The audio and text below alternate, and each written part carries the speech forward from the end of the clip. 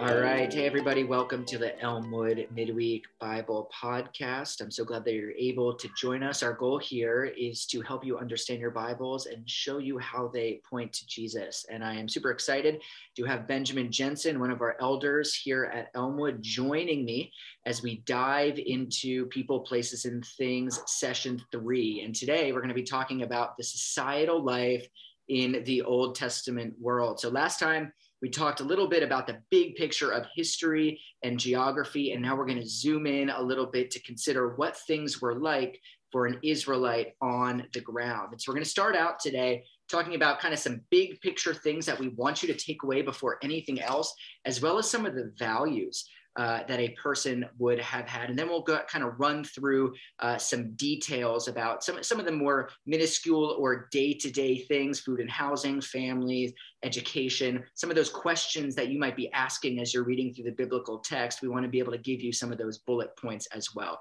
But today, let's start out by talking about some of the values that people have, because in every culture and every context, we have a variety of values, and those inform the decisions that we make, or the ways that we live our lives, and so on and so forth. So today we're going to talk about two values for an ancient Near Eastern person, and specifically for an Israelite. Now, this is not comprehensive by any means here, but there's two that are really a value that we want to highlight today. So Benjamin, do you kind of want to dive into these two values and kind of identify them and what they're all about? Yeah, absolutely. Thanks, Matt. So these kind of two major pieces that I think is really helpful for us to have in the context, and just to kind of throw out there too, when we talk about people, places, things, the context of the Bible, there's these so many details. Like, you could spend forever on all the details that are here and that are perhaps different. But I think as a big push too, to say, like, what is the reason we're asking about these details of society and differences and similarities. It really helps us to understand and place ourselves in the truth of the word. And also, the reality is the Bible's not just a random accidental compilation of things, right, Matt? This is a very intentional book that God has inspired to tell the story of his grace and redemption and power and glory on the earth through a people, not just without us, but through us. Therefore, the intentionality of the authors to share details is significant. They want us to know certain things. Some things are left out in stories, and some things are very much rich with details. And I think having this context for us, like around us and in our minds, is really helpful to place ourselves more into the richness of the Bible. So that's just my quick preamble of, getting into these values and takeaways and details. I know it's been helpful for me, and it was fun to teach this at Elmwood with the class too. So number one, community identity. That's a big one now for our value. What does it look like for an identity? What is the community of which I'm a part? If I'm an ancient Israelite, using this term ancient Near East, which has been mentioned before, or ANE, I'm an ancient Israelite in this world. How do I think of myself, and how I think of myself in relation to the people around me? So that part is really big, because we live in a Western culture that tends to be much more individualistic. We think of the old phrase, "I think, therefore I am," like this kind of idea of modernism, or this Enlightenment movement that says we are these sentient, intelligent beings, and because we're special, it's really about us first, as in me first, generally. That's not always a bad thing, or not always a good thing, but it's a real thing about individualistic societies. That's how the U.S. thinks. That's how a lot of Western culture thinks. So there's that part of it. The community identity of most ancient Israelites, and really most ancient cultures, in fact, in current cultures around the world, often thinks more collectively, and not so individualistic. Now, that might mean that I think of first of sort of my identity in relation to my family or my tribe or the people around me.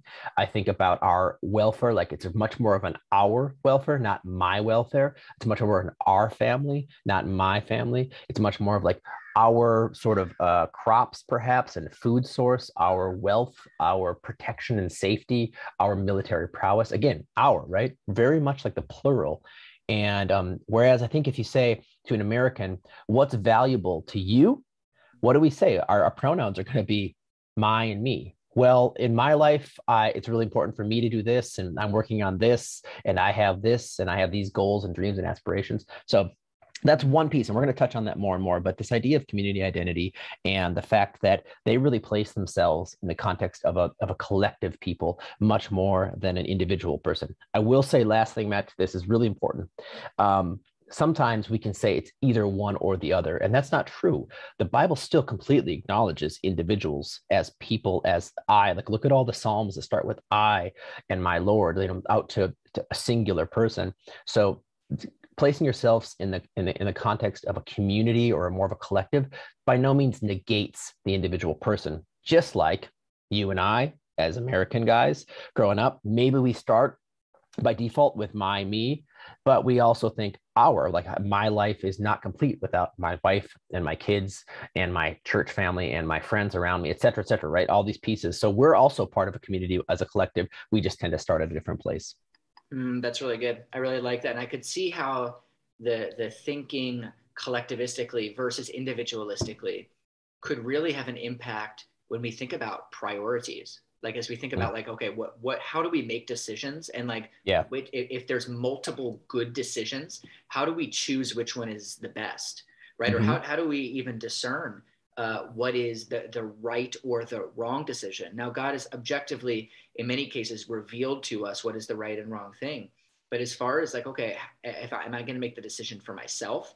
Am I going to make this decision for me and my family? Like there's dynamics there that complicate things. And as we think about kind of the concept of like right and wrong, guilt and punishment, I know that one of the values that an Israelite would have had, that some cultures even share today, not as much in the Western world, but in the Eastern, is this idea of honor and shame. So would you tell us a little bit more about what that is? Yeah, absolutely. So the sense then that the way, again, I think of myself if I'm couched within a community, my framework is really about the people around me and the collective around me, family, tribe, community. Within that too, then it's about, I think a question that came up in the class is helpful to kind of explain this is, how do I make my decisions primarily? Right? What's the kind of decision-making engine of my heart or of our heart, right? If it's collective. And we tend in the Western culture, Western world, kind of when I say Western, I'm meaning, Europe derived culture into like the US, kind of Europe and America tend to have what we call the Western philosophies of life and of the world and worldview. But we think of right and wrong, right? That's it. How do I make a decision, Matt? Is it right or is it wrong? Morally, ethically. Sometimes people make decisions. Is it right for me or wrong for me? Certainly that's part of it. But in general, let's say as Christians, we think morally, we think, is this a good thing to do? Will this please God? Is this morally acceptable? Or is it wrong? And if it's wrong, I should try to avoid it. And that's a great framework.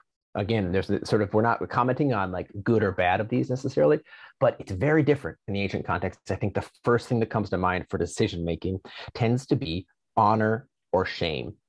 And that would be this collective idea of, will this bring honor, which you can also fill in ideas of like goodness, prosperity, I don't know, kind of a welfare that's ongoing, a sustainable welfare for me and my people, or for my people and I. Will it bring honor to us? And also, how does the community think about it? Do they think of it as honorable? Or will it bring shame? Will it bring problems or the emotional shame, but also significant issues in the fabric of our culture and our collective identity? And again, what does my sort of tribe, family, community around me think of this thing? Will it be shameful if I did this thing? Or we did this thing, whatever the action is, if we eat this sort of meal or go to this sort of place or take part in some action, what is the view of this by our culture, by our community? Is it honorable? Is it good? Is it shameful or not? And of course, with Israelites, we're talking about people who have been given the word of God and have been met by God, Yahweh, in the Old Testament scriptures, of course. And so we're seeing then their morality and some of the ways they would think through honor and shame, very much in a context that we read today of how God has laid out right and wrong as too. So again, I want to say, honor and shame does not negate rightness and wrongness or morality. By no means were they like less moral people than we are in a modern Western culture. And by no means do we in our modern Western culture never suffer from shame or from ideas of honor. Of course we do. Of course, look at the internet, right? That's another example of, my goodness, some sort of terrible shaming out there on the internet sometimes, right? So again, they don't negate each other. It's just sort of, where do you start and how might you make a decision? What might you think of first? And they tended towards more of an honor and shame framework. That's awesome. And the way that I think about it, in some ways, is that honor and shame and right and wrong are sometimes interconnected, but generally speaking, they're categorically different.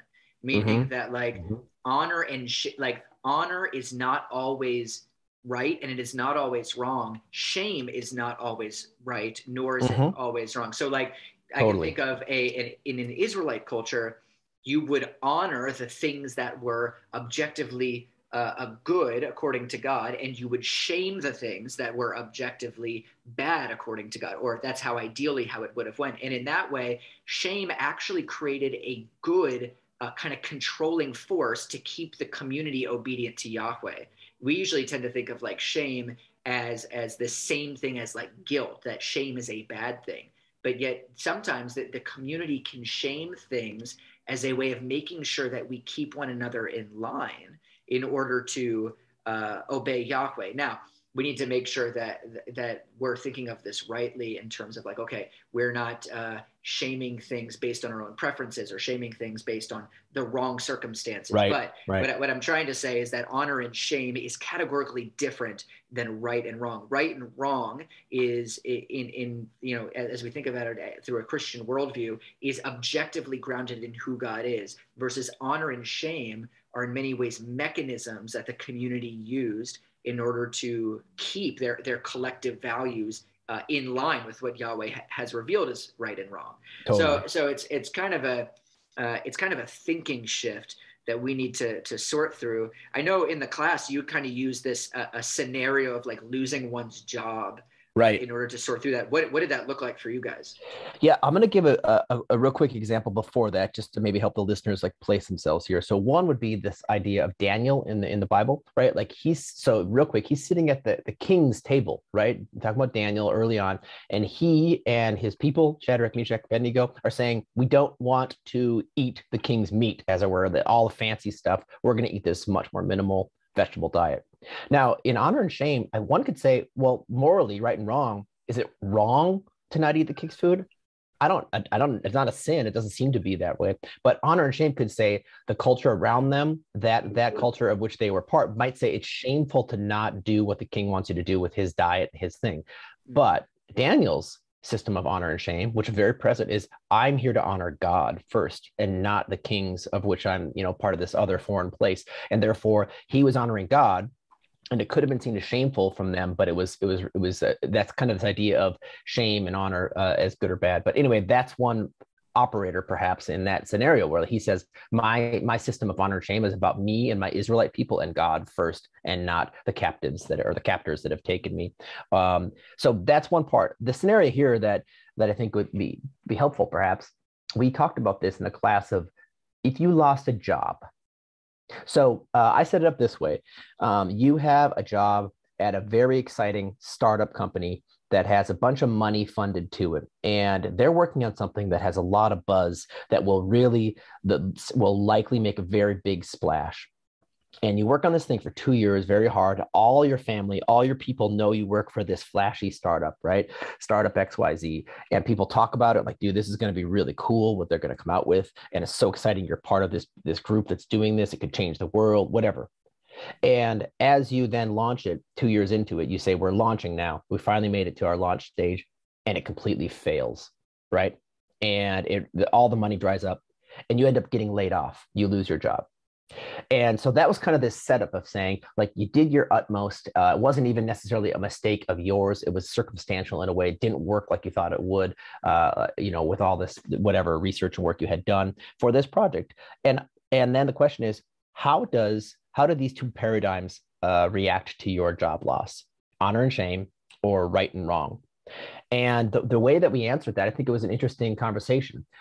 Sometimes the right and wrong folks were more it's not wrong to be laid off from a job, especially when it's not even your fault, right? It's like for example, like wrong is like, it's not morally wrong to lose your job. It's a bummer. It's sad. It's certainly disruptive to your life, no doubt, but it's not morally wrong to do that. And we're not talking like you made some stand morally for rightness or wrongness. It just was circumstantial. It happened. But on the honor and shame side, it could be approached in a lot of different ways. Your family could see this potentially as a failure for your people, for your tribe, for your family, for like who they are. So now everyone knew that you were part of this exciting thing, and now they know that you failed at it, and it's a public failure. I'm speaking that in maybe a little less redeemed or grace-filled kind of atmosphere, but that's very true. So I had a chance, Matt, to live in Asia, in Taiwan, for a year as a teacher, and this was an interesting thing that I would come across more than once, was the way that sort of families operated about the publicity of things that happened in their family. And so it could be potentially seen as someone loses a job, like that's a shameful thing. You lost your job. And so that's what I mean. Like we approach it a little differently. We might say it's not morally wrong to lose a job, but another honor and shame culture might say, but you have brought some shame upon us in a way. You have hurt sort of the overall collective goodness of who we are. At the same time, it doesn't mean their families that got on the positive side, a family that loves them and collectively would say, we're going to take care of you. Don't worry, you'll be just fine. You know, you'll have a place to stay. You'll have food on the table. You'll have resources. We're going to reach out in our collective network and get you another job, kind of thing, right? So, and those things are true in both sides of it, but it was just a different way to approach that. That's really good. And I can imagine in an ancient context, it could get even more complicated than it is in our context, because in their world, they are sorting through the intersection between right and wrong and honor and shame. In our context, we don't often think through, well, we do, but we don't like to admit what we think about what other people think of us, right? And so there's a sense of like, okay, I'm going to do things my own way. And so the honor and shaming thing, for many of us as individualistic individuals, right, as people that are centered on me and my, oftentimes, we are less controlled by honor and shame. Yep. And there's a sense there where we're making decisions in maybe a not completely pure, but in a more pure right and wrong mindset versus honor and shame, where in an ancient mindset, they're really sorting through the intersection of those two. And so we can understand why an Israelite, or as we get into the New Testament studies here, as like a Second Temple Jewish person, where they're really feeling the tension about what happens when there's multiple cultural factors and one society is shaming me for a behavior that another society might be honoring, and which side am I going to choose? And when Yahweh says one way is right and the other way is wrong, then I'm really forced to choose my allegiance as well. And so it's really a complicated factor.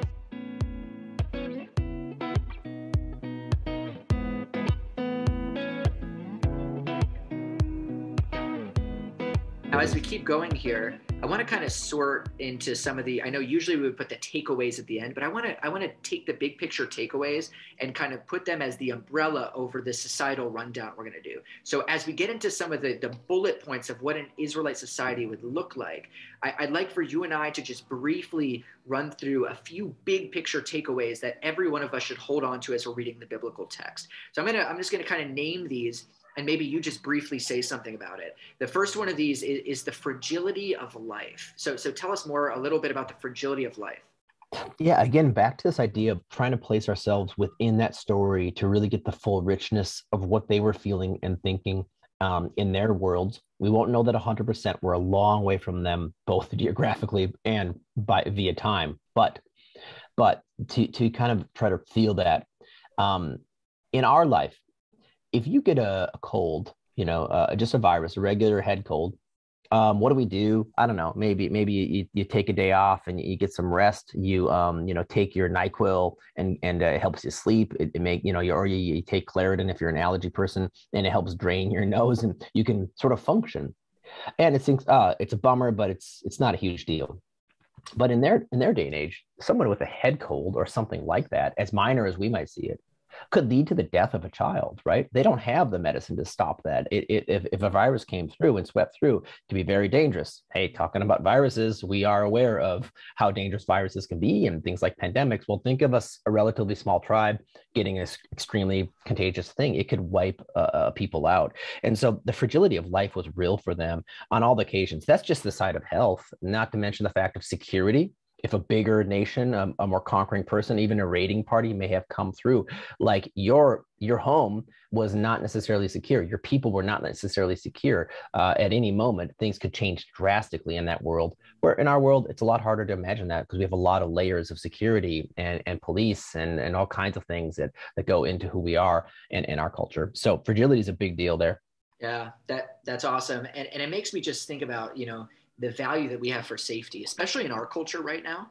Just thinking through, like, we are very blessed to have I would say, a significant amount of safety, almost, I would venture to say, an unreasonable amount of safety in our culture. And yet, like, we think about their life and the way that they went through things, and thinking about just God's people through the ages. It's an incredible thing that, like, they were they trusted so deeply in God in many aspects when there was so much threat to their safety. Like, it's an incredible, like, dynamic there of God working in them and through them. Yeah. And when we think about God's protection, as we see in the scriptures, when it talks about, when we see the Psalms as crying out to God to save them, or this trusting that God will take his people to himself, like, that has so much. I would venture to say it feels, at least, like there's so much more weight to that, when for them, like, their life could be gone in the snap of fingers, right? Or in the blink of an eye. Like, it's just so much different. The second big picture umbrella thing that I want to highlight is the individual versus the collective. Now, we talked a little bit about this. I don't know if we need to go into too much detail, but the reality that there is the individual and the collective. It's not either or. There is both of those. Is there anything you want to continue to add to that, Benjamin, or you think we're pretty good on that? Yeah, I don't think we need to add a lot, but I will say it's an important piece for us as Americans, most of us Americans listening to this and reading the Bible and living our Christian lives in a pretty American context, that we remind ourselves that it doesn't start with me or my or I always. It actually starts in a lot of other places. Of course, theologically, it starts with God. He's at the center. But even in a human context, in an earthly context, a lot of cultures, even today, but especially across the ancient world, started with us, we. And just to keep that in mind, that as we read through these things, it's not all just through what I feel about it or what I think is right for me or what I think should happen in my life or the good or bad of me. For sure. And there's also, I'd say, the level there of, like, not being offended by just, like, collective expressions in the Bible, where we see that Israel, like, there's this concept of collective guilt before God. Like, we as individuals are like, no, I'm guilty for what I did. And that's true. And I would say that's affirmed in scripture, but there's the sense where they as a people also don't want to offend God. And so we need to, like, get past our the offense of feeling like it's all about me and what I do or what I don't do. That is, yes, like I said, affirmed, but I would say that it's not simply that. And I think that the danger of fracture too there is just so important. And my goodness, we're seeing that, aren't we?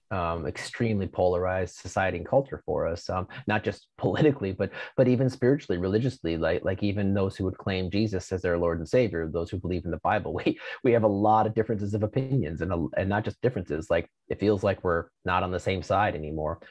Individualism can breed that, right? It can breed a lot of fracture. That it's a dangerous thing we have to watch out for. Absolutely. Yeah, that's good.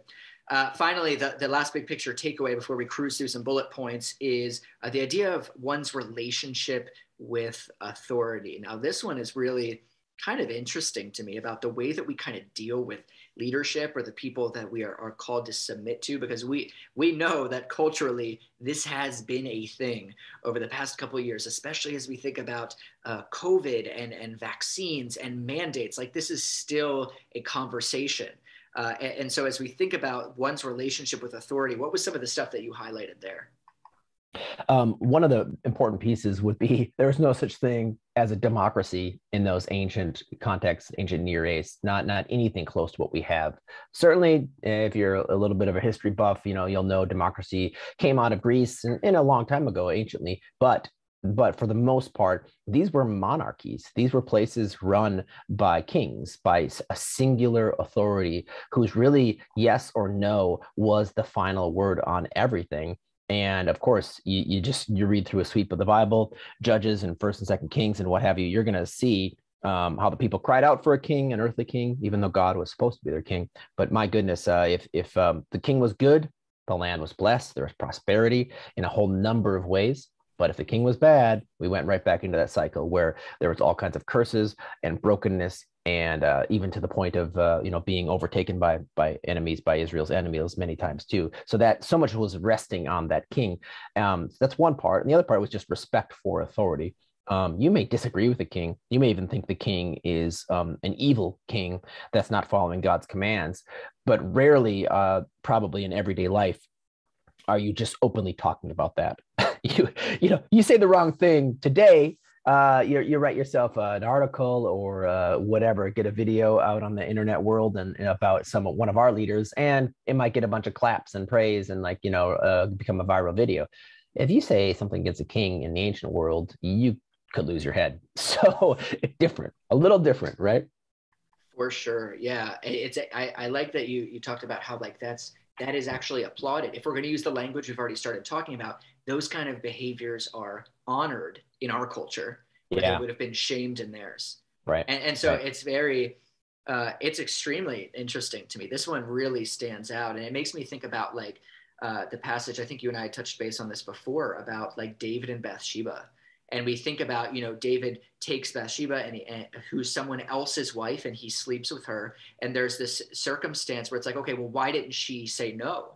Or why didn't she fight back? Now, there may be some underlying dynamics there that are not explicitly mentioned in the text, but one of them very well could be, you don't say no to the king. Right. The king is your authority. And so that actually puts more guilt, I would say, on David. So, than we already kind of have a conception of. It actually lays more weight at his feet than we may have even thought of before as we think about this. But there's a sense in which there is a real dynamic with authority that is played out in the scripture. And it also highlights and puts more weight on it when the prophets are willing to call out different kings in the scriptures. It really gives us wow, they really are even bolder than we thought. Yes. Yes.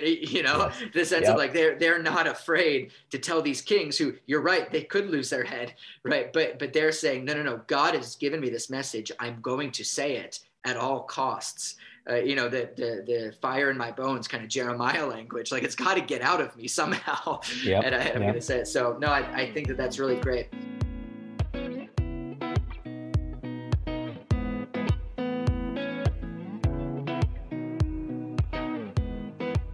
Well, let's do this. Now that we kind of have some of the values, some of the umbrella kind of takeaways, let's run down some of the societal kind of bullet points by category here. Some of these are going to be more general than others. And then I kind of want to turn it over to you just to close us out as we think about kind of how we would think through these categories in the midst of a one, passage of scripture. So as we think about kind of society in the ancient world with an Israelite, let's first talk about kind of families and households, because as we think about these, they don't have a kind of a precise Hebrew word that equates to our English word for the nuclear family, right? Presumably, father, mother, and a few children. They don't think necessarily in those terms. Now, those things do exist in scripture. But as we think about okay, what's the one Hebrew word or one Hebrew category, it's far more complex than that for them because they are so collectivistic.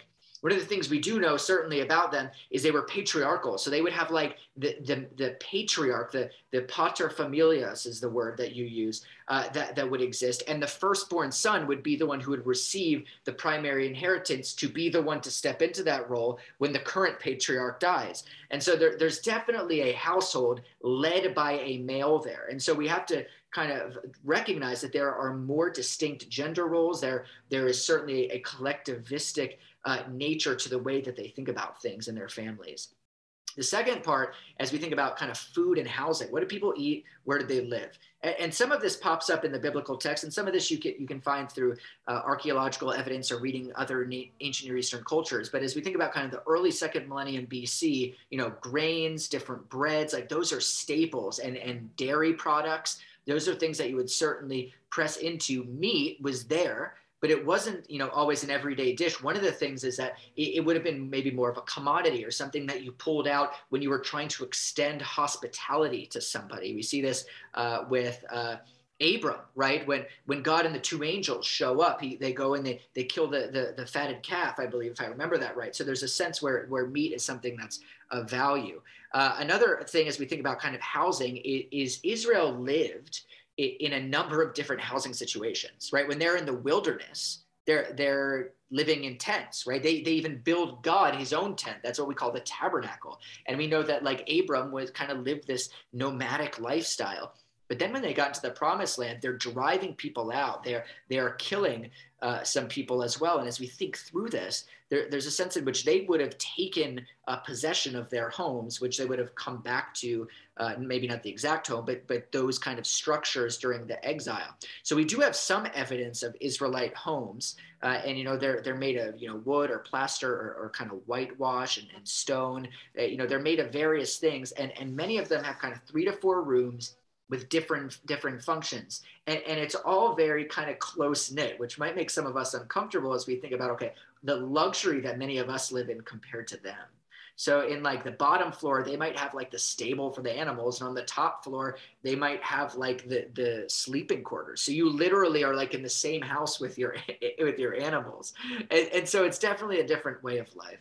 As we think about kind of education, literacy, language, some of those dynamics, we know that education was of value to the Israelites. Benjamin, you had mentioned to me kind of Deuteronomy 6 with the Shema and the exhortation to continue to pass on the faith to your kids. And we know that there was a sense of certainly religious and domestic and vocational education that existed. Some of the debate is, okay, did that exist in Israel's history? Did that exist in formalized schools as we read about it in the scriptures? Or was it more of kind of a home-based kind of training model? That's kind of yet to be seen with any sort of surety there, but there's definitely a level of education. And as we think about language, many of us are aware that the Bible is written, especially the Old Testament, we're going to talk here, in Hebrew and some Aramaic, which is a sister language in some ways to Hebrew. But as we think about, okay, what did the Israelites actually speak? We know it was some sort of predecessor to the Hebrew that we have in the Old Testament scriptures, but it may not have been the exact dialect or the exact form. It would have been passed down, and maybe as the text was compiled, some of the language was updated to the modern form of Hebrew. Some people would debate some of those dynamics, but there was a sense in which Hebrew, or some people for the fancy term use the term Proto-Hebrew or something like that, would certainly have been their language moving into Aramaic. And there were differing groups that had different opinions about how much the Aramaic was to be used, or how much they would have kind of played into accepting that as the language they spoke. And then finally, we have government and economy. What did that dynamic look like? Now, Benjamin, you pressed into the relationship between nations and kings and all of that. And so we do definitely have that I want to highlight. But let's step back first and recognize that family government was a thing first. Family government, in many ways, the patriarchal nature of the family unit as a larger clan or tribe, that was its own form of government, which transitioned into a kind of theocracy as God took Israel to himself after the Exodus and called them to be his people. He gave them the law, the covenant stipulations to be their king, and them to be his people as a nation, a nation under God, a theocracy. And this transitioned into where God endowed that power in a representative of him, or a human king. We see this with Solomon. We see this with Saul. We see this with David. Now, those human representatives certainly did not do that in a perfect way. And as you track with Israel's history, it can get really tragic as the monarchy divides and then the exile happens and all of that dynamic. But there's definitely a sense of there was a theocracy that was set up. And then there's some different dynamics that happen after they come back from the exile. And as we think about kind of economy and coinage and how people paid for things, coinage didn't really take root until like the late 8th century BC. So there was a form of bartering, where you're trading different staple commodities. It still goes on in our day. In many ways, this is still going on in our culture. We're just using kind of a different form of currency in order to do it. And then we recognize that there were mints active for coins by the 5th to 4th century BC in a number of places, and these would have started circulating. And certainly by the kind of the Persian period, by the time the Persian Empire had collided with Israel, there was definitely a level where there would have been coins in use and in circulation as well. And so that's kind of a big picture. Now you might have more, questions. What did they wear? What did this look like? And all of that. And I know that I mentioned, if you have a question, feel free to submit that in the comments section. Or if you're part of our church community, feel free to reach out to me personally through email. I want to collect some of these so we can talk through these in kind of a Q&A in the last session. But that's kind of a big picture of what did their society look like? So we're going to think about, okay, what was integral and valuable to them? We talked about that.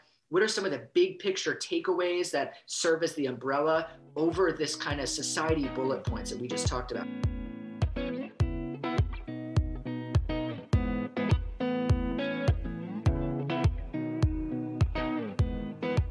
Now, Benjamin, when you were in the class, you did something that I thought was super brilliant. And it was you tried to apply many of these concepts to one narrative in the Bible story. So as we close out, would you tell us kind of what that story was and some of the highlights that you would kind of point out as to why this is valuable?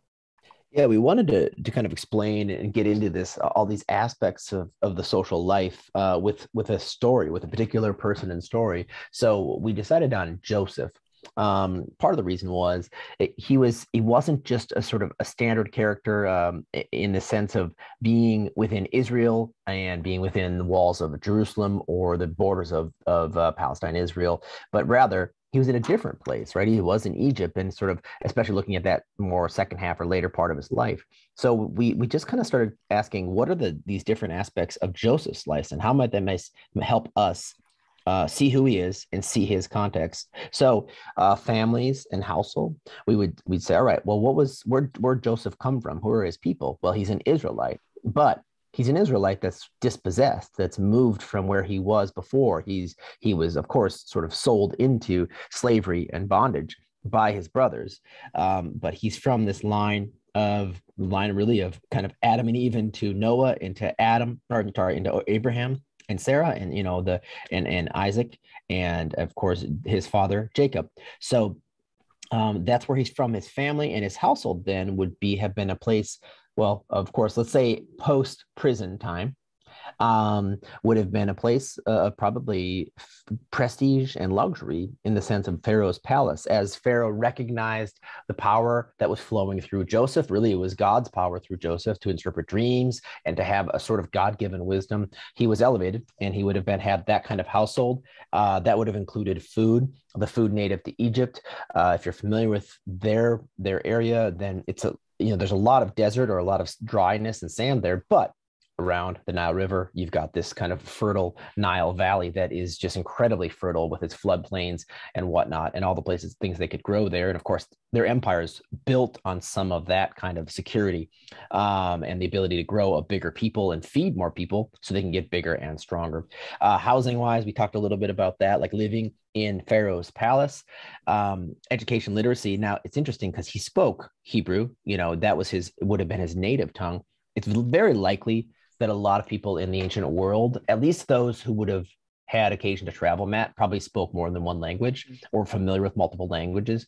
You think about how you mentioned coinage and money, like the barter system. Well, if you can't talk to somebody, it's going to be really difficult to barter. You can get it done. I've done it with some language barriers, but it's not very advanced. And so there's a good chance that they knew multiple languages. Joseph was clearly a brilliant person, extremely wise, a high level of intelligence.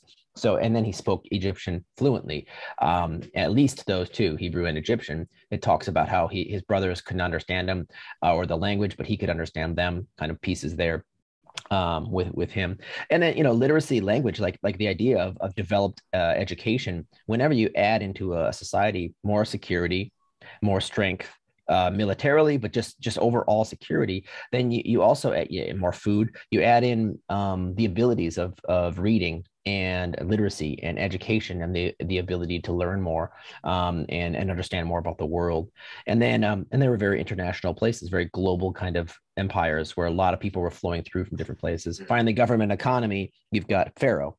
So who was the leader there? You've got Pharaoh as the king and Joseph really second in command. And at the time, Egypt was very prosperous and one of the largest empires of the world that kind of took that status up and down throughout the ancient world. The Egyptian Empire, the Babylonian Empire, the Assyrian Empire, these major, the Persian Empire, right? These are the major empires, but Egypt was often in there, and so they have a strong economy for the most part. So the interesting kind of look at this person, Joseph, a real historical person, and try to like walk through some of these pieces. I will bring in something that we've talked about with values, right? Honor and shame. So what's one part of Joseph's life? Well, as he was on his ascendance, as God was blessing him with more opportunity and more power within Egypt, Potiphar's wife came to him, right, and tried to. She wanted to sleep with him. She wanted to take him and kind of make him her own in that way. And he said no, and he ran from her. And of course, she had his garment, and that was the exposure, which he was thrown into prison after that. But with honor and shame, one could argue that if he was only holding to the honor and shame of the Egyptian culture, that someone connected to a very high-ranking official should be listened to no matter what, follow what she wants to do no matter what. Also, the fear of retribution. You're a foreigner, you have no power, no standing in that society. And yet, in Joseph's sort of moral and ethical vocabulary, it would have been, no, I want to honor God. There is a thing to do that's right. And so again, we see this intersection of right and wrong and honor and shame, but that may be a piece of it to say, for me to sleep with another man's wife would be a shame to me, a shame to my people, a shame to my God, as the wrong thing to do. And it would have brought shame upon Potiphar, right? And certainly Joseph probably would have been executed for that as well. So that just that one little snippet of his life, which is still part of that, of thinking through that quick occasion. So where morality and honor kind of intersect. Yeah, that's awesome. Thanks for walking us through that. And kind of our goal in this class on the podcast here is that people would develop not just, pure rote information, but that they would kind of build those categories. I'm trying to think of like an analogy to this. It's kind of like if you're working out, you're building those muscles so that in the circumstance that you need them, they're there. And so as we think about this class, I want it to be like, okay, here's the categories that we are working out in our heads so that as we're reading the biblical text, as our eyes go over certain words and concepts and things and history, that those categories are already there and ready to be used and leveraged in order to help us rightfully understand God's word. And that's not always easy to do because we don't always start with all of those same categories.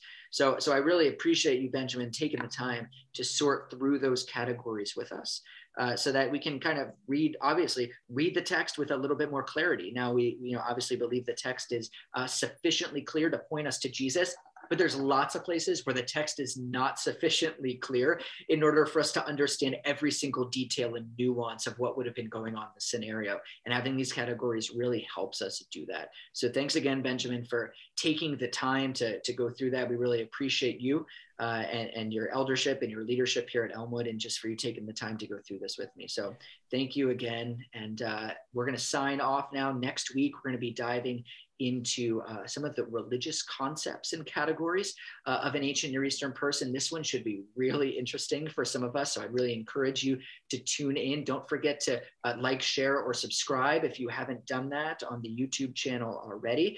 Don't forget to add your questions and comments in the comments section if you have those as well. But for now, this is Matt and Benjamin signing off. I will see you next time. Thanks again. See you later. Thanks a lot.